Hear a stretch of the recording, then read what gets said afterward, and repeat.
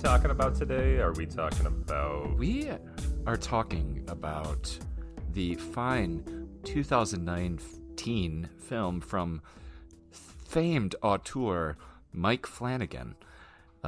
Yes, Dr. Sleep. Based on Stephen King's novel of the same name. Of the same name. The sequel to The Shining. Sequel to the film The Shining. Also the book. Is it? Yes. He bridges the book and the movie and tries to make every fan of either or each happy with it. Does he succeed? I don't know because I didn't read the book. I didn't read the book either. And fun fact, ladies and gentlemen, I've never read a single Stephen King book. I've always meant to. I've read multiple short stories.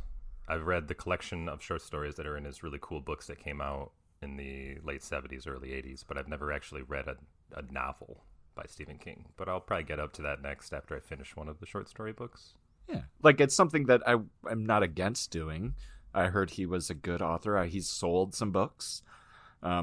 He's become a little popular for those books. But anyway, we haven't even said the title of this podcast. This is the Kingcast, the podcast where we are going through every one of Stephen King's filmed books one by one to judge them against the original book and to see whose vision is better.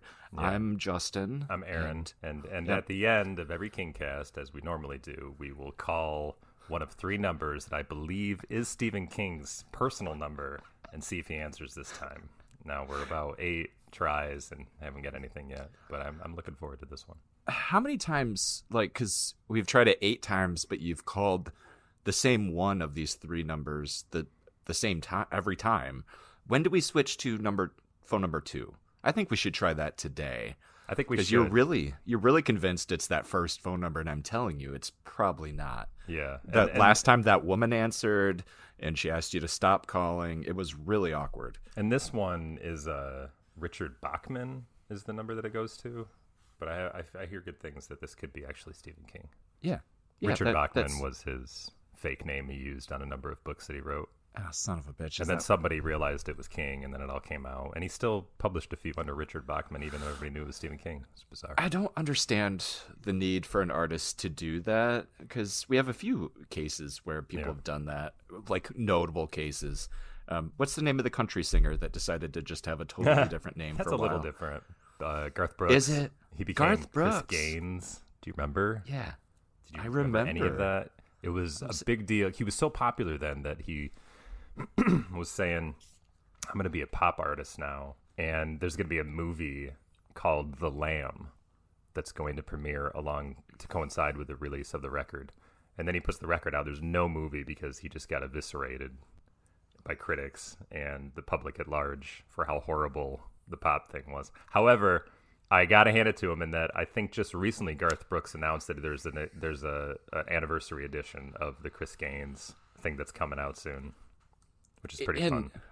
With this many years removed, that is a good time to critically reevaluate something. Maybe it isn't hot garbage. Exactly, and it's funny because it's in his past. It's part of his discography. So you gotta embrace it and say, this was me, warts and all. I'm putting it back out there. Yeah, I'm thinking more like that was like David Bowie was Ziggy Stardust for a while, but everybody still knew it was David Bowie. The Richard Bachman thing with Stephen King is that he literally was trying to publish under a name that nobody would know it was him, but everybody figured it out anyways. There's got to be other examples like that, but I'm not sure what those are off the top of my head. J.K. Rowling, I think, also penned under a pseudonym. Yes.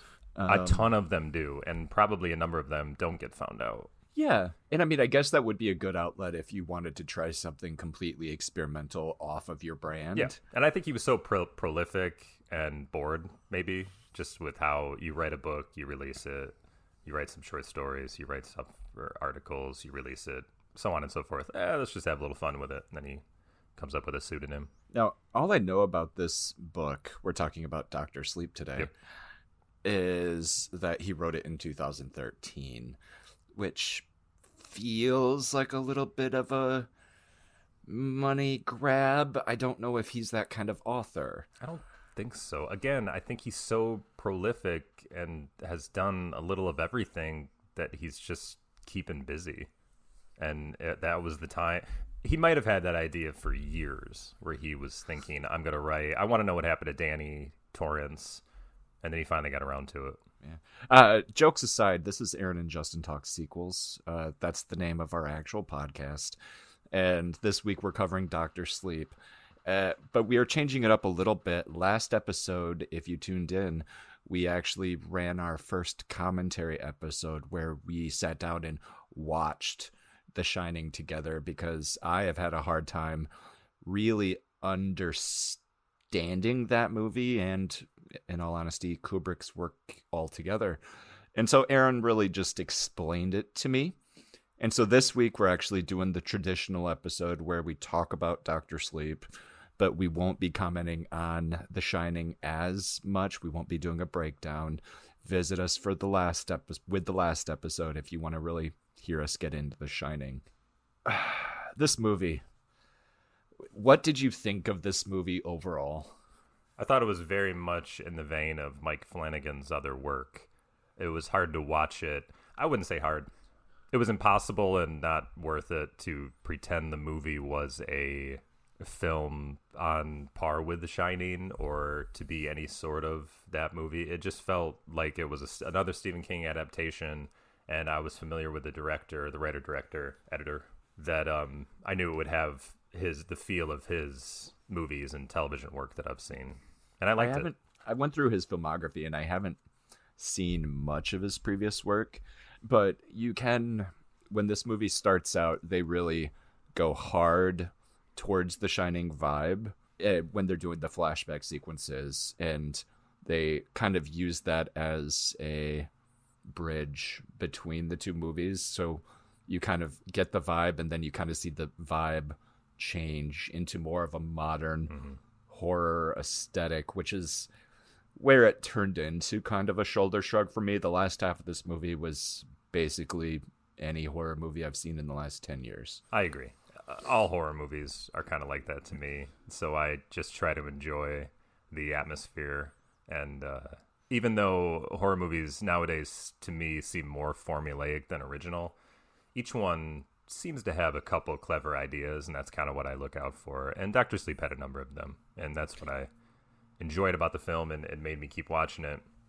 However, I will say that the one of the plot points that he was doing throughout the film, when Dick Halloran kind of told Danny as a young man what to do to put those ghosts away, I knew that was going to be the thing that would solve his problems later on when he had to confront the evil one last time. I knew that those boxes in his mind would be the thing he used, and of course that's exactly what happened.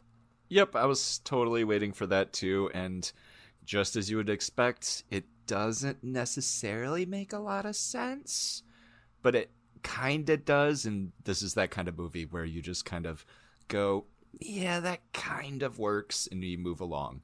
I think it made sense, and I think it works. I just wish there was a way for him to do it, and you, as the audience, would have saw him do it, and you're like, oh, of course, yes, get her.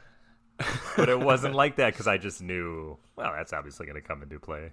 Yeah, like the thing with The Shining that we talked about last week is that Kubrick was really good at sticking you in the middle of a world and not explaining what is happening. Yes. Which is what would really happen. If you were just stuck in that hotel watching these people, you'd be confused. Mm-hmm. And so the audience spends a lot of time in The Shining kind of getting it, but kind of not. And Dr. Sleep falls into that trap where you have to explain everything nowadays. And the more you explain, the less sense it makes, and it kind of messes with it. So and you also explain more in a modern film, because I think modern films have more plot going on. They have more strings, whereas I think Kubrick was confident enough in telling a contained story like The Shining and just having a good time with it and letting the audience kind of come up with their own reasons why everything worked. But we don't really do that nowadays, and maybe that's Stephen King's writing as well, and that there's a lot of plot points. And I think that's what Kubrick jettisoned from his book in order to make a pretty streamlined film, and that's why King didn't exactly appreciate it. So this Dr. Sleep version, I think, is a little out there. There's a lot going on, and Flanagan, I think, did an admirable job of making it work for the most part. Yeah, and I'm impressed that you said that it's supposed to be the best of both worlds with the book and the movie sequel. And I'm impressed at how much they tried to stay faithful to that movie. I mean, we're 40 years on from The Shining, and it's a popular movie, but I feel like it's more of a cult popular movie. I don't think so. I think it's a cult movie if you've actually seen it. But everybody knows about it, whether they saw it or not. Everybody who, even if you haven't seen it, you know the elevator, you know where that would come from, you know the twins, you know the carpet. There's just certain things that the hedge maze, these are certain things that are so in pop culture, whether you saw it or not, that you are aware of. And I think what was he going to do? Just totally make a straight up Dr. Sleep movie? You can't do that. You have to bring the Kubrickian elements into it. And that's fair, and agree to disagree, but I don't agree to that. I consider myself a pretty average film goer. I like movies, and the movies that are challenging, I respect them, but I don't rush out to watch them again, kind of like with The Shining. And I feel like there is probably a lot of people like me that respect the movie and like the fact that they made a sequel, but it was never at the top of my list to rush out and see this movie, which is potentially just going to be as confusing as the first one was. True. If that makes sense. Yeah. But let's run through the plot real quick, and then we can get into the fun nitty-gritty, because those are actually the points that I'm more excited to see. So this movie opens basically, 3 weeks after the events of The Shining? Short time after, yeah. And we have Danny and Wendy, his mom, at home, and Danny is still seeing the ghosts from the hotel. What was the name of the guy? Dick Halloran. The groundskeeper? Something like Caretaker. that. Caretaker. From the original movie. Jack Torrance was the caretaker. He was always the caretaker.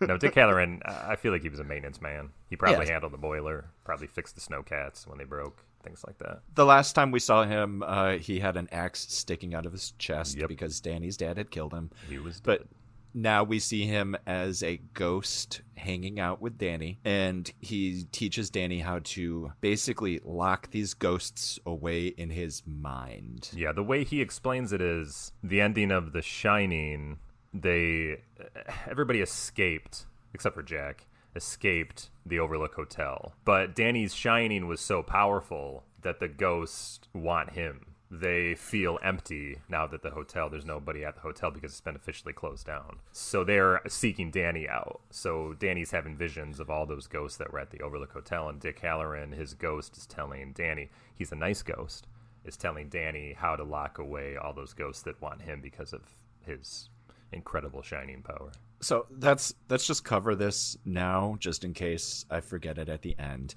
The implication here is that these ghosts were all shiners, and that they also fed on the shiners as ghosts. And that's why they took out Jack, because Jack had a little bit of the shining in him and he didn't know it. And that's why they were attracted and following Danny, because they wanted to feed on him. Everybody has a little shining, is the way Ewan McGregor explains it later on in Dr. Sleep. So right. That's a possibility.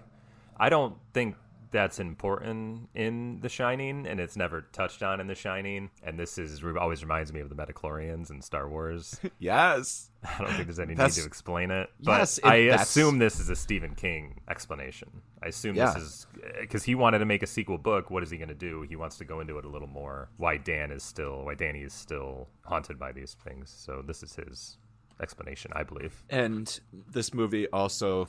Oh, wait, we should just move on, and I'll touch on that later. Sure.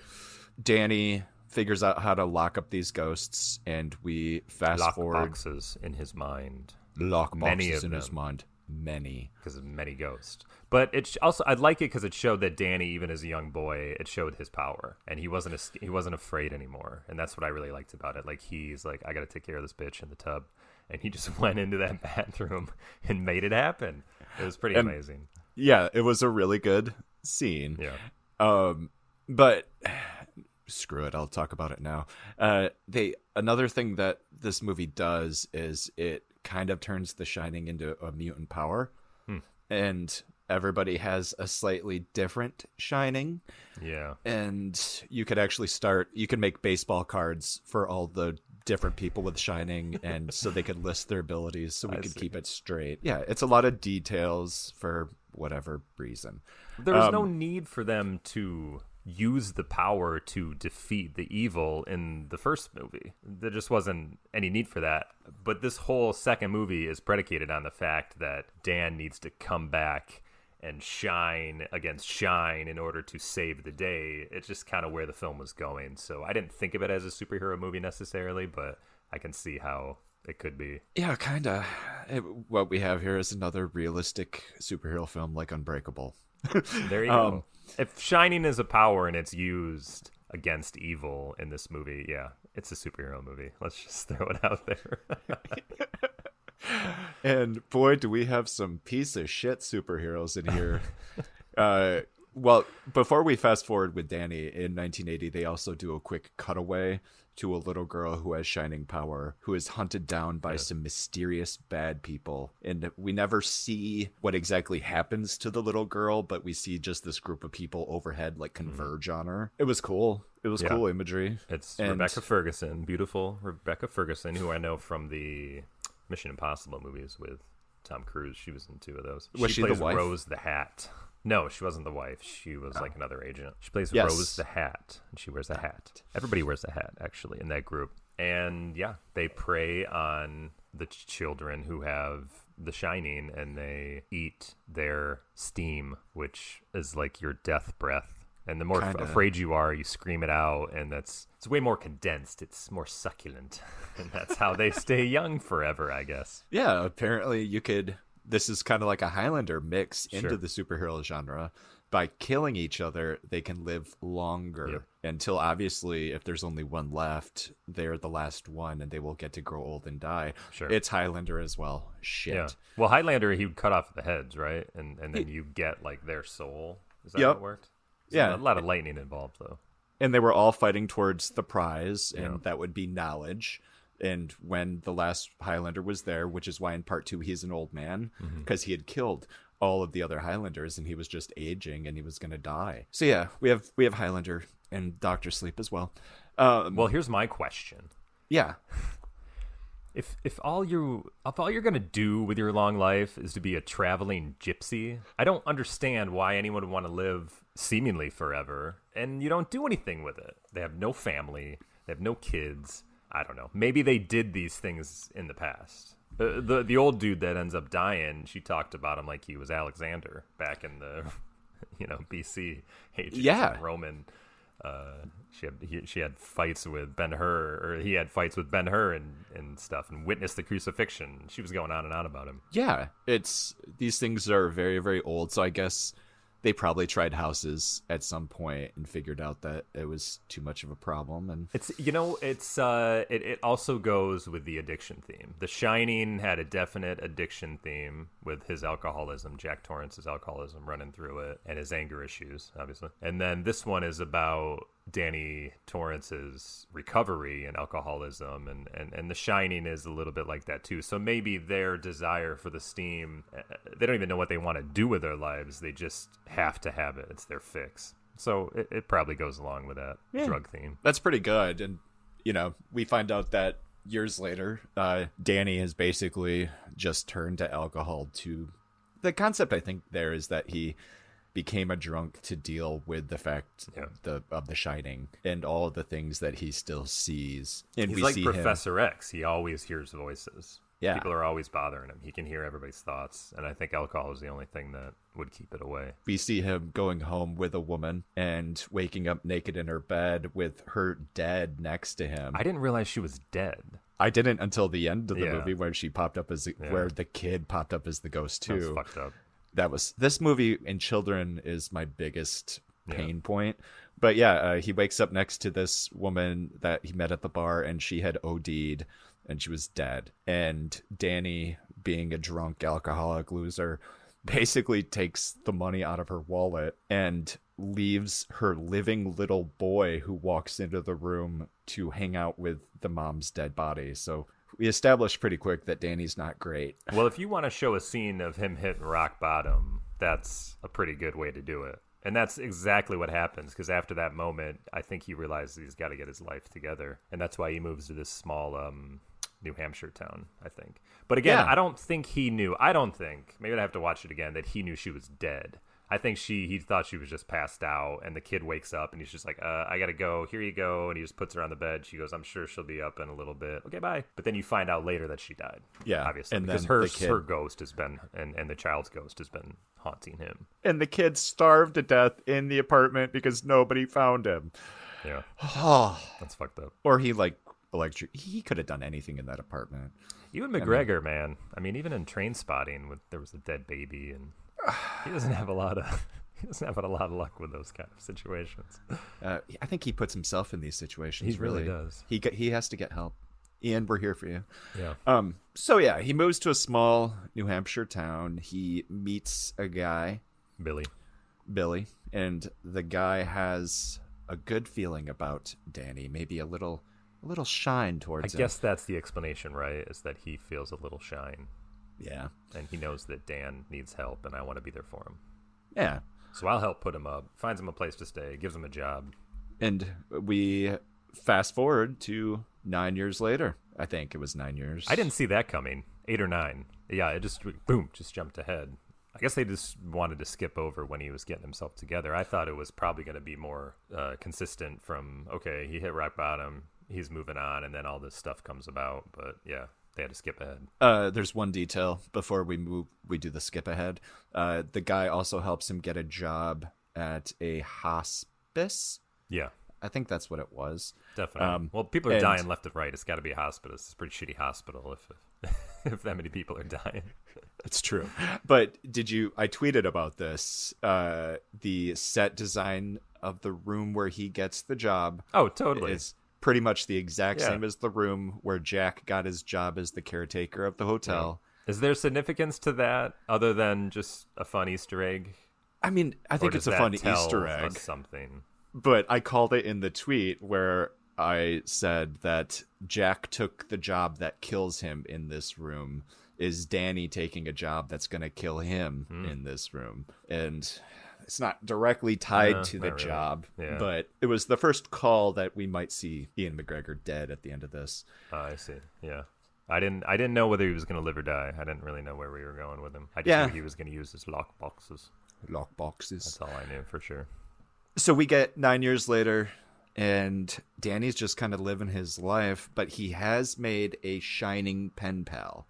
Somebody is writing on the chalkboard in the room that he rents, and he just kind of goes with it and writes back. And we find out that it's a little girl living on where was she? I feel like she was in like Iowa. Somewhere not too far away that she could take a bus ride. Oh, that's true. So somewhere on the East Coast, he meets another little girl with the shining, and she's very powerful. She was writing on the chalkboard with her mind. I don't know. She wasn't actually there. No, she wasn't actually in the room. Just in case you haven't seen the movie yet. But she has incredible power. She's probably the strongest shine he's ever witnessed. We don't really see Danny use his shine much. His argument is that you have to hide your shine to succeed. But from this point on, this is where the plot gets very insy and outsy. We see the Hat Lady. Mm-hmm. And her group of carnival people, they're having a hard time finding people with the shine to eat their souls or whatever they're eating. And they find a little boy at a baseball game, and they brutally murder him on screen, which was just a little too much for me. I don't like the child murder. I know.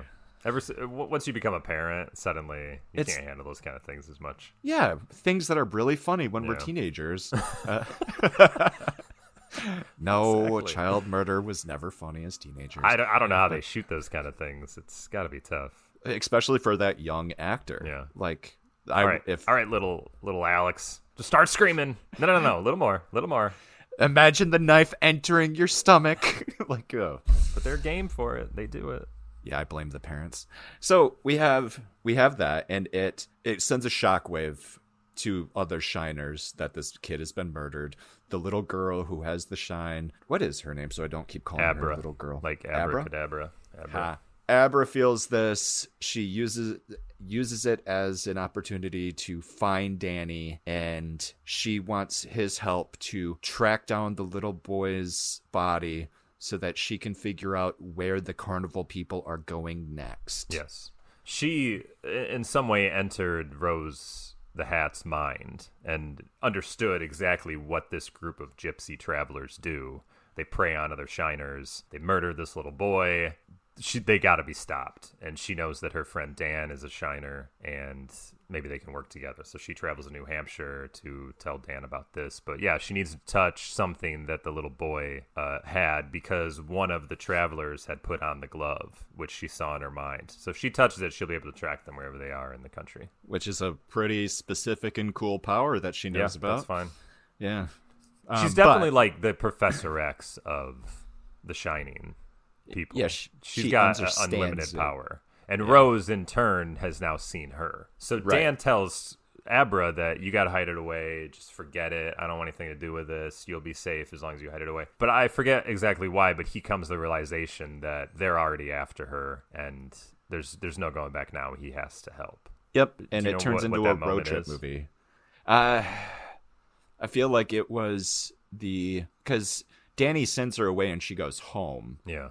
And that's when she gets into her mind at the store, I believe. Yes. And that's when Rose figures out how powerful she is, because this girl kind of kicked her ass in her own mind. And that's when Danny's like, okay, she's not going to stop coming for you now. We have to take care of this. And now we have the fun road trip comedy that we've all been hoping for. Yeah, and Dan has to tell Billy about it, his friend from work, or his landlord or whoever it is.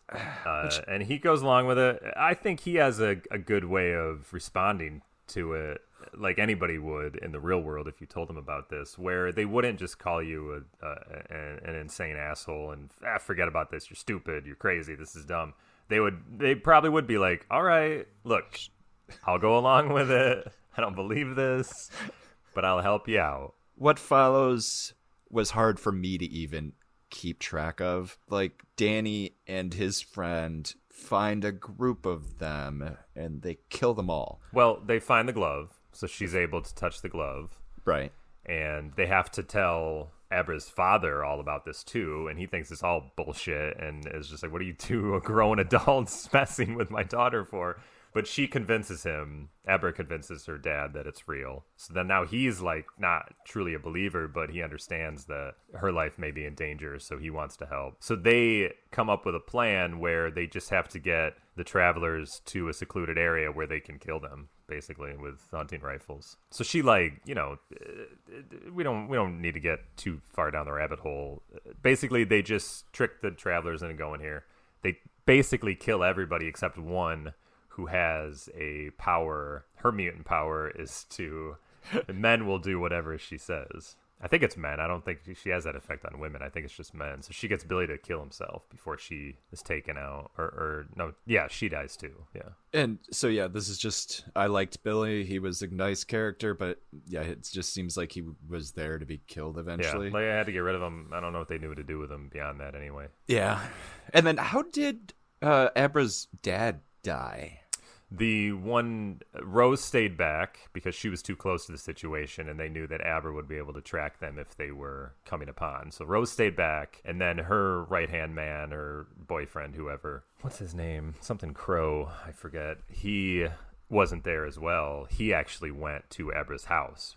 Okay. Because, you know, if Abra's tracking them, Rose can track Abra. So she was aware to some degree, I think, that Abra may not actually be there. Only her projection is in the woods. So he goes, kills the father, kidnaps Abra. So Dan's plan sort of worked because they got rid of everybody, but the two main people that are probably the biggest threats, they did not get rid of. Okay, so what happens next? The van. She's in the van with the Crow guy. He's driving just Abra to meet Rose. Dan is allowed to take over Abra's body by Shining. Yes. Gets him to crash. He dies because he's not wearing a seatbelt. Abra's loose. And then what happens? They reconnect. Somehow Dan and Abra reconnect, but I forget how exactly. Yeah, like this end of the movie, so much happens in this last bit that it's almost all a blur. Yeah. Somehow they reconnect. I forget exactly how, but Dan realizes that the only way to stop Rose, who's the only one left, is to bring her to the Overlook Hotel because it's so dangerous. That it's dangerous for them, it's dangerous for Dan and Abra, it's probably also dangerous for Rose. So, of course, she follows. She goes in. We get to see the great Overlook Hotel again. It's all been closed down ever since the Torrance tragedy in 1980. I mean, directly after, because they didn't even bother cleaning up after Jack. It's all in disrepair. He starts the boiler up, and as he's going through it, using just his presence to awaken the hotel, we start to see the old set pieces kind of come to life, and that is what's fun about it, of course. Now, I will say it would be way cooler if they hadn't recreated the Overlook Hotel for the Ready Player One movie, which just came out prior to this. And did such a good job. Oh, yeah. Spielberg, I mean, he and Kubrick were friends, so he was going to do it right, if anybody. But it was still cool. You know, I like it. I like seeing the hotel again. Just like how we talked last time, where the internal shots of the hotel were shot at one place and the outside shots were shot on a studio. This looked like the original studio set. Did, yeah. It looked great. And so it's very possible that it was still up somewhere. I don't think so. I think it was all completely... It probably wasn't even the same studio that they used for Ready Player One. Maybe it was, but I think that they just put money into it and they rebuild it. That's like a production designer's dream. If they can take an old classic film and recreate it, and they are down to the smallest detail, and that's what's fun about it. Yeah, that is exactly what's fun about it. So this takes us into Dan running into his father, who I didn't know if they were going to bring someone back to actually play Jack or not, but they decide to. And this also, of course, in order to tie the first movie to this one, they had to recast young Danny and Wendy as well. How did you feel about all that? And I tweeted about this too. When they did Danny and Wendy at the beginning, I felt like they did a good job and it didn't pull me out of the story at all. When they brought in the recast Jack, that took me out.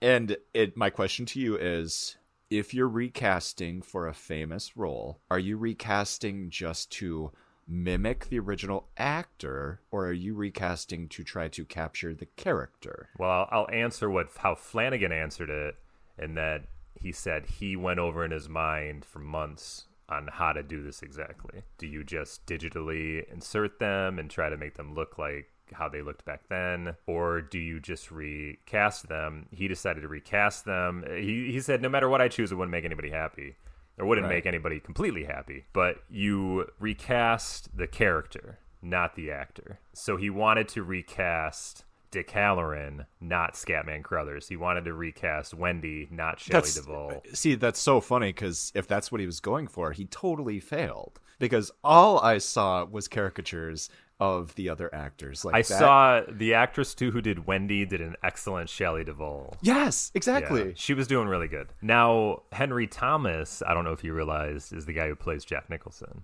Who's Henry Jack Thomas Torrance again? Henry Thomas from E.T., the boy. Really? Yeah. He's been in other things, of course. I think he was in Gangs of New York with DiCaprio, and he, of course, is a Flanagan regular because he was in the 2 Netflix seasons of that was he? show. Yeah. So that's no surprise to me that he worked with him again here, and I think he did a pretty good job. Now, so the girl who played Wendy, I thought was doing a good Shelley Duvall, and Carl Lumbly, who did Dick Halloran, he was doing a good Scatman Crothers. He did a great job. Maybe he didn't tell the actors that they shouldn't try to be.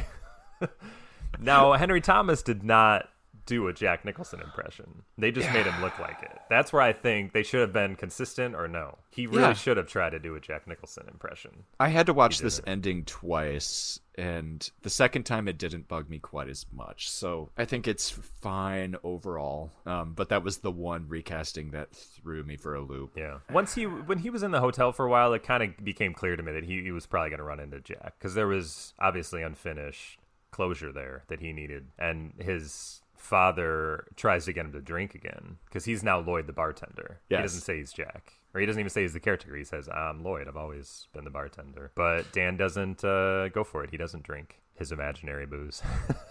Yeah. And is that really the biggest thing that happens with him and Jack?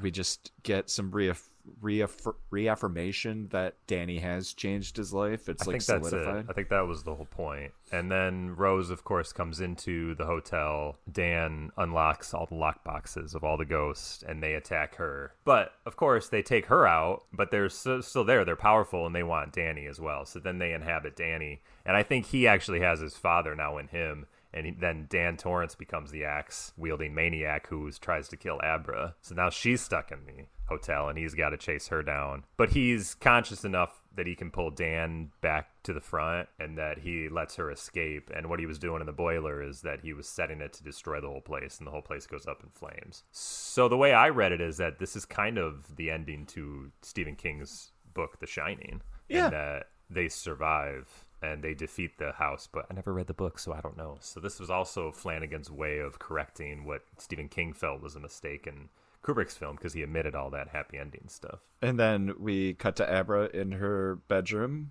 and she is talking with Danny. Oh my God, he survived. No. It's great. I turned the movie off right as they were talking because I knew it was going to be a happy ending. He's the new Scatman. Yep, he is actually dead, and he's haunting this poor girl. Yeah. And he's just there to let her know everything's going to be okay. Yeah, just like some other ghost that appears to a young trainee and gives them knowledge. Yes, ladies and gentlemen, he's also pulling an Obi-Wan in this movie. He totally is. So we have X-Men, we have Star Wars, and what else did they have right in the middle? What are you saying? Oh, yeah. I don't know. I already forgot. Sure. Anyway, yeah, so then at the very end, Abra has the ghosts from the Overlook going after her in much the same way that they did with Danny. So the last shot is of her going into the bathroom to put that crazy old lady in a box. But it's no problem for her. So it's a good ending, I think, even though it's supposed to be a little freaky. It's like, she can handle it. She's going to lockbox all of them up. I mean, that is kind of setting up where she is going to have a really hard time with alcohol as an adult. I don't think so. She seems a lot more together. It's true. But her dad's dead. That was kind of wicked. I didn't think that was cool that they had to kill him off. Yeah, they definitely kill some people in this movie. Yeah. I was going to just make up a bit about 10 golden errands. How many golden errands do you give this? But I'm not going to go with that bit. 10 being the best, obviously. Well, I mean, it's really your scale. It's completely up to you. For me, a movie like this, it just has to not be an embarrassment to the first movie. And I don't think it was an embarrassment. I do think it is a product of its time, in that a lot of modern horror movies are entertaining and watchable, but there's really not too much reason to go back for it. So I give it a 7. I'll give it a 7. I'll be nice. I could have said 6, but I'll give it a 7. So when they're killing, I'm just going to talk about some stuff that I thought was stupid. Yeah. When they killed Rose the Hat, the ghosts definitely sucked up her spirit, just the way they were sucking up everybody else's spirit. All of her steam. And so that's where I came along with the takeaway that that's what these ghosts were doing. That's why they hang out together. They were just like the caravan, just ghosts, because there's definitely an afterlife. And that is could you say retcon to the first movie, I guess? Yeah. That's what they were trying to suck up the power. We spoke about that earlier in this. That wasn't really gone into. There was no look. The hotel was evil. That's all you needed to know for the first movie. Right. There's a lot of ghosts. You never knew why the ghosts were trying to get Jack Nicholson to kill his family. Right. Indian burial ground? Maybe. Doesn't matter. Doesn't matter. But now we know that there's a very good chance that it was happening so that the ghosts could eat their shine. Yes, but if you never watched Doctor Sleep, you don't need to know that. You don't need to care, and that's fine. No, man. You got to be a completist, man. You got to understand. Well, that's why we watched it, because we are a completist. Now we know. Do you want to know what the single biggest problem with this movie is for me? Sure. and then we can talk about your single greatest problem? I don't know. I have a couple cool things I can talk about. That I like see? that they did. I would love for you to talk about the cool things. How do you think they figured out that remarkable thermos technology? These traveling soul-sucking I have no bad guys. idea. Those were some fancy thermoses right out of like Teenage Mutant Ninja Turtles. Yeah. And it appeared that the way they got the shine smoke into it was just by blowing it in. Mm-hmm. And so why couldn't you just take the top off of the thermos, blow it in, and then put the top back off? Why do you need the fancy triangles popping out? No idea. It was just a little too high no tech. I know. For me on that one. This always goes back to Batman Returns, where he's putting the CD in the CD player in the Batcave, and it has a Batman logo on the CD player. I'm like, Bruce, why out of everything you have made to be Batman would you worry about the CD player cover having a logo on it? Where did you get that out? Where did you get that created? Seriously. I don't know. These are just production design, prop makers. They have fun with these kind of things. We can't just have it or open a bell jar. That's pretty lame. Let's make it cool with a I don't know. I think they're actually going to be addressing that Batman point you made in Flashpoint. You think so? Yeah, like I think the Ezra Miller will run into the Bat Cave of Michael Keaton's and comment on the CD player just like I hope he goes in and it's just like, wow, all your monitors are 4.3 and it's so old. And have you not updated in the past 30 years?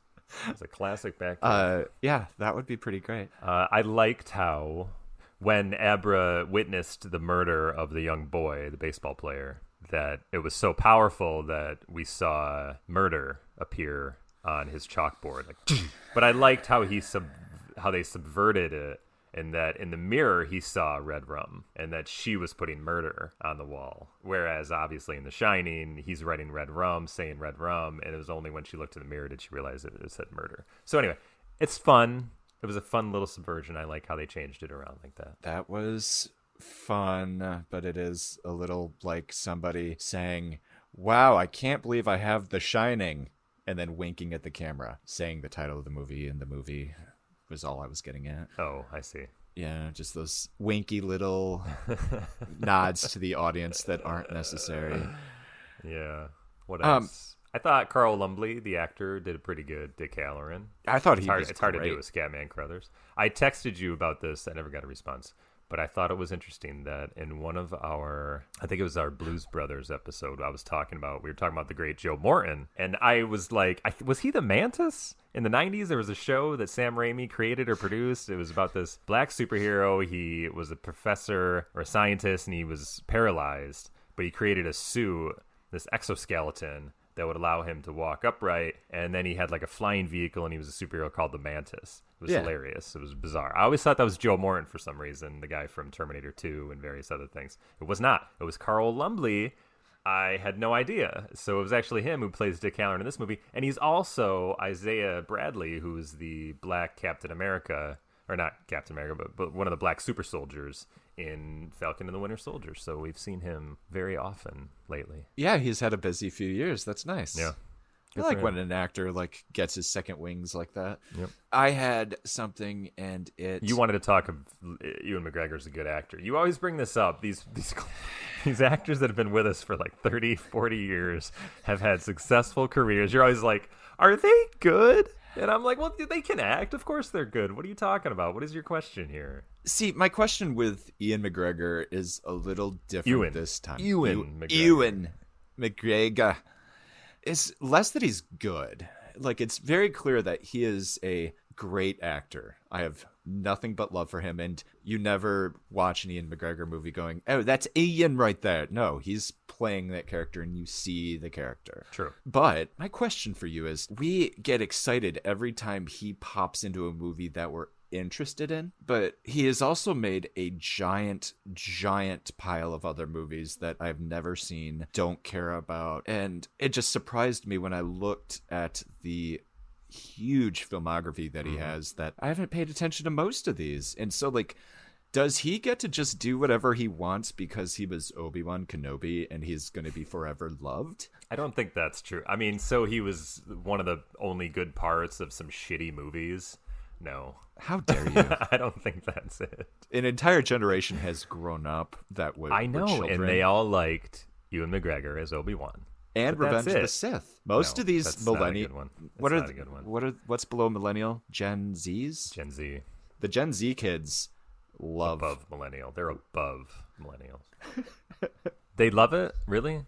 Yeah, like people talk about the prequels. No, I don't think he gets a pass because he was Obi-Wan. I think he is a reliable screen presence in any movie he is in. Now, I hear your point in that is he the reason people go see those movies? No, he's not. He's a leading man, but he's not in the caliber that he can. Yeah, I don't know what I'm trying to say. He's of course a leading man. He's able to be a leading man, but he's practically a great character actor. That's how I see it. Yeah, he is. But he always kind of hooks up with filmmakers we like, and that's why we're more likely to see those movies. And then he does things like this where, oh, this is the Shining sequel. Well, this gives me a reason to see it. And he happens to be in it. But if this was just a movie that somebody had created called Dr. Sleep and it had nothing to do with The Shining, yeah, I probably wouldn't see it just because of Ewan McGregor. See, that's where I think our illusion is. Okay, so let's do this filmography real quick. Go for it. We're going to go newest to oldest, and he's got a couple that haven't been released, but we have Birds of Prey, big movie. Saw it. I didn't even know he was in it. He was great in it. Oh, okay. He was a great bad guy. He was in Dr. Sleep. I'm skipping like Rise of Skywalker. Like I don't care about his voice cameos. And then did you see Christopher Robin? I did, yeah. Was it good? I have kids, of course. You have kids. We see these movies. I didn't see that one, but yeah, I kind of wanted to. Was it good? It was a rendering, whatever. It was a touching family movie that was fun for a little bit. Yeah. Before that, he was in Zoe, directed by Drake Doremus. No idea.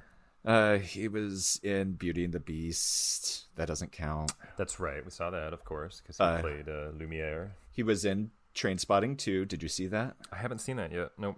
He was in American Pastoral, which he directed himself, I guess.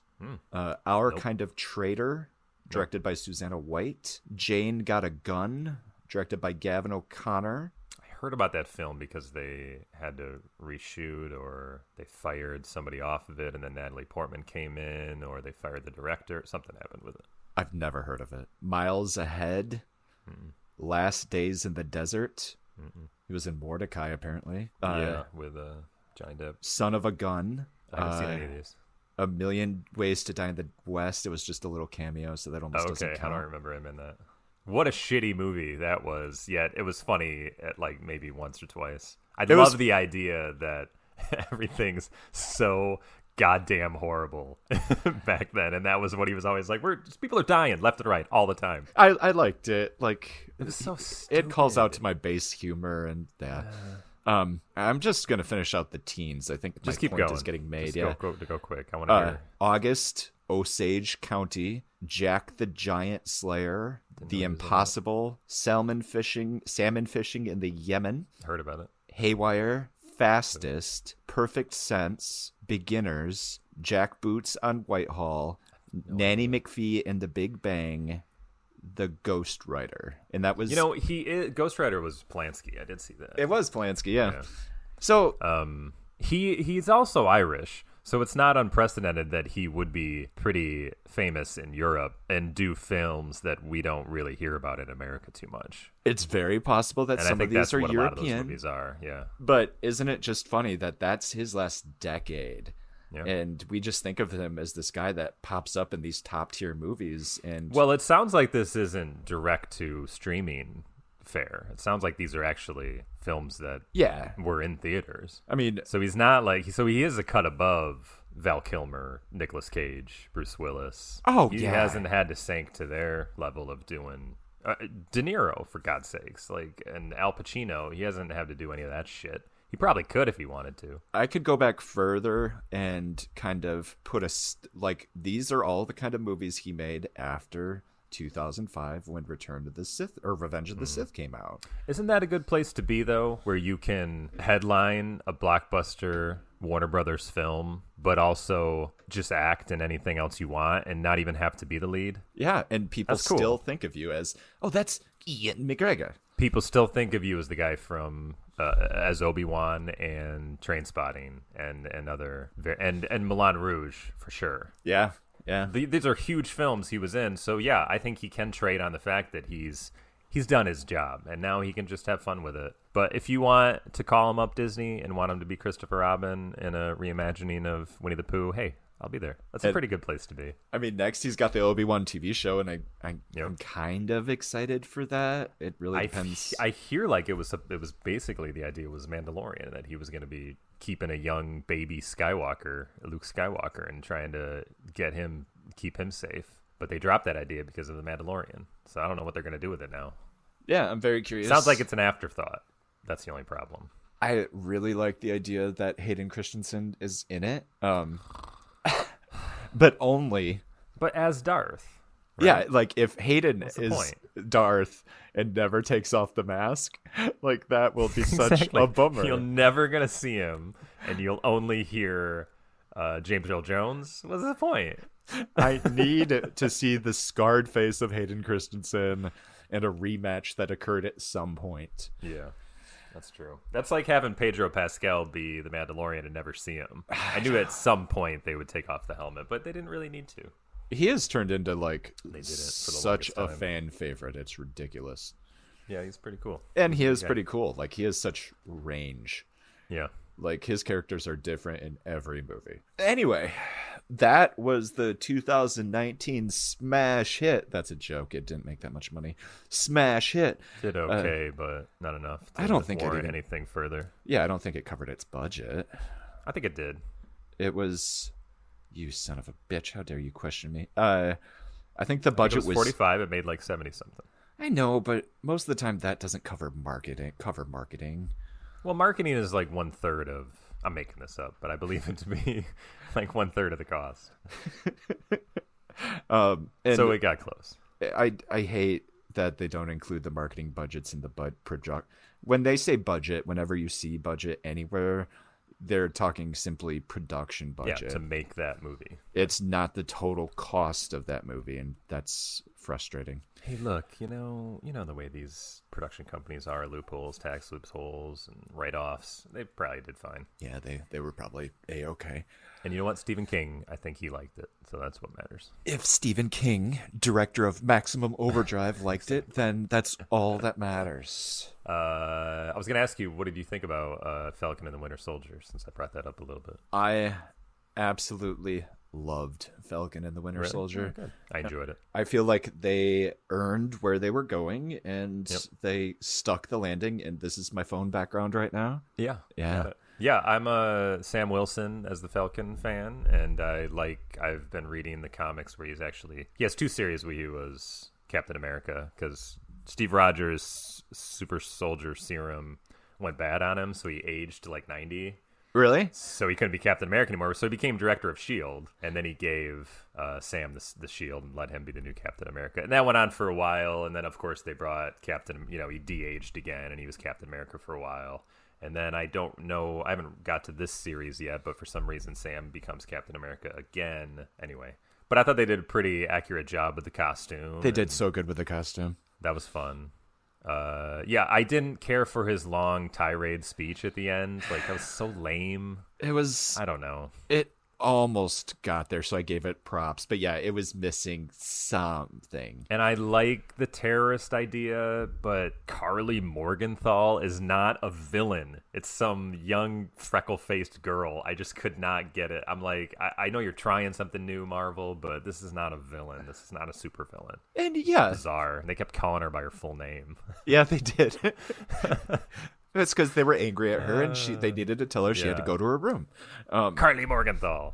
I just was like, yeah, I know her fucking name. Why do I know that name now? I know. Like, it's something they said so many times. I feel like it's an old name from a movie or something. And the stuff they did with Sharon was just a choice. Mm-hmm. Like, they were just... It's fine. It was all just set up for later. Like, like they couldn't quite bridge the gap between where did she get shoved out? Civil War. They couldn't really bridge the gap. Yeah, between... I haven't rewatched that one because I know at the end of Winter Soldier she was just applying for a job at like the CIA or something. Yeah, I can't remember what happened. It's with Civil War. And that's why they don't really cover or do a good enough job. In Civil War, she helps Captain and Falcon escape. Right. And so apparently she got in trouble for that and had to flee America and has been hiding out in this different country. Yep. And so they make her like, she's not really a villain, but she's doing some secret bad things in order to stay relevant. Yeah, she's no longer fine, interested whatever, in truth and justice. She's just looking out for herself. She's not like a main character, so they can mess with her. I don't mind. Julia Louis-Dreyfus, that was fun. Yeah. Because who is she again? I know she's Countess... obviously somebody, but I can't remember. Countess somebody. Vanessa, somebody. There was the conversation about the potential setup of the Thunderbolts. Oh, okay. Yeah. Because Baron Zemo led the Thunderbolts. Yeah. And it's all reformed bad guys, and it felt like there was one or two other Thunderbolts that were in there by just normal person name. Oh, okay. Yeah, maybe she is one of them. But it's very possible they're not doing anything. Yeah. And I liked the whole. They certainly didn't have to go in the way of the black Captain America, the black, how that like Tuskegee thing where they were like injecting black men with all the super soldier serum to try to get it to work. But I kind of like that they did because do you remember that comic? I do. I had that comic and it was good. Me too. I've been rereading it because I got it free on the Marvel app. But I remember buying it back in the day when it first came out, and I do remember feeling like, wow, this is heavy stuff. Like I've never read like the black experience like this in a comic before. So it always stuck with me. And then once they were talking about that, and I was like, they're going to go see one of those guys. And of course it was Isaiah, and he was like the lead in the comic and stuff. So it was kind of cool. Yeah, I didn't see it coming at all. And I loved all those references. Like, I think it might be a little like... You demand a lot from the audience. Early in the show, you set up that this guy is scared of the government. He's living a quiet life and trying to stay out of the way. And then Sam goes and throws his name up everywhere and basically accuses the government. It's in the plaque. It says he was imprisoned for this. And it's like... How did he get that? How did you get this put up? That statue and everything? I don't know. Yeah, don't ask too many questions. Yeah. I think it was good they didn't keep it going. Like it's good that they resolved it all in this season because I don't think it's worth going into more and keeping it. Yeah, making the audience feel bad for their white guilt for another season. White guilt for everyone. Yeah. Come and get your white guilt here, ladies and gentlemen. But I'm sure Anthony Mackie was more than happy to have a project he could actually sink his teeth into and talk about being a black man and being a black superhero and. Instead of just having another, fun spy adventure show. I thought he nailed it. Yeah, you could tell at the end of Endgame that he felt he was a sidekick and that he didn't deserve it. And we do get to watch this progression where he figures out that, yes, he does deserve it. And it's going to suck, but he's got to do it anyway. And like that entire main storyline, totally earned, and I loved it. Yeah. And once they get a real bird to be Redbird or Redwing, then I will be happy. Now, how do you think the U.S. government feels about Wakanda supplying arms and suits to domestic heroes? They are the one-stop shop for anything vibranium. I mean, you need vibranium wings? You need vibranium armor? Well, those wings they give me they always make me feel like he's gonna get it broken. You gotta watch that shit. You're gonna get that thing broken, and without those wings, you were nothing. You're nothing. So now that they're vibranium, I'm like, okay, well, that's good. Now I feel better that he can get in a scuffle and they won't get broken all the time. And what I'm really hopeful for here, and if they don't do this, I'm going to be mad, Marvel. So please listen, Marvel. I know you're a listener. You need to change his outfit every Captain America movie, just like you did with Steve Rogers. I think that's a good idea because this stuff, even though it was pretty accurate to the comic, it has a little bit of a cheap TV feel to it. That's how I felt about it. It had the texture, and I'd have to go back. I've been in the middle of my first big MCU rewatch in order, and I've been trying to pay attention to Captain's suits, and I feel like the first one was a lot more fabric-y. Yeah. And then, like, in Winter Soldier, it's a totally different design, and it's now that one was based on when he was old Steve Rogers and he was the director of S.H.I.E.L.D. That's where that suit comes from. Really? Yeah, that they used in Winter Soldier, which is kind of cool. I like that one. And I love... It's so stupid, but I love that they changed the name card at the end. Switched. Yeah, right. It was just so... Well, if they make another season, it seems logical that that's what it would be called. Yeah. So, what the fuck happened to Steve Rogers? Did he die at the end of Endgame, or are they just not saying what happened to him? Because they make it sound like he's gone, like he's dead, or they just mean he's gone, like we can't contact him anymore. They don't really touch on it. Yeah. Wasn't he just an old man? He was just an old man. He didn't be like, here's the shield. Ah! Ah! Wait, they didn't bury him at the end, did they? No, he was just sitting on that park bench, wasn't he? I think we'll be rewatching it in a couple months. We'll comment at a later date. I just watched Age of Ultron the other day, and for the first time in a long time. It's a lot better than I remember. People really were shitting on it all the time, but it tells a story. Yeah, moves the plot along. I've never hated it, but yeah, perfectly fine. Perfectly fine. Well, I think that's all I got. I think we got to wrap this up. I don't know. Oh, we are going to cover, what was it, Coming to America? Yeah, next? Coming to America. Yeah. And its sequel, Coming to America. Yes. We're going to watch 2 films back to back called Coming to America. But Be you excited. know, just from my inflection in my voice, that the 2 in the sequel is the number 2. We are at no point during that episode are going to reference the first movie or the second movie. We're just going to say, in Coming to America, you'll see that Eddie Murphy really has a distinct African connotation. And in Coming to America, it's really slipped away, and you can tell that Eddie's just in it for the money. Stay tuned. Yeah, why be any less confusing in that podcast than we are in any one prior? So, yeah, tune in next week for that big ball of weirdness. Until then, I've been Justin. I've been Aaron and shall remain. Check us out on Twitter. Follow us, review us, rate us, give us your best dance ideas. If you're a big fan of art, feel free to make us some logos and shoot them to us on Twitter. Maybe we'll use them. Maybe we'll pay for you a for new no-bake cookie recipe, if anybody has one of those. Aaron wants one of those. I want some original Teenage Mutant Ninja Turtle toys. So I hope when we're big and famous, people to send you things. People can send us those. Yeah, so that's my one ask. I want original series in the box still. All right. Well, that's it, everybody. Have a great couple of weeks. We'll talk to you soon. See ya. Bye.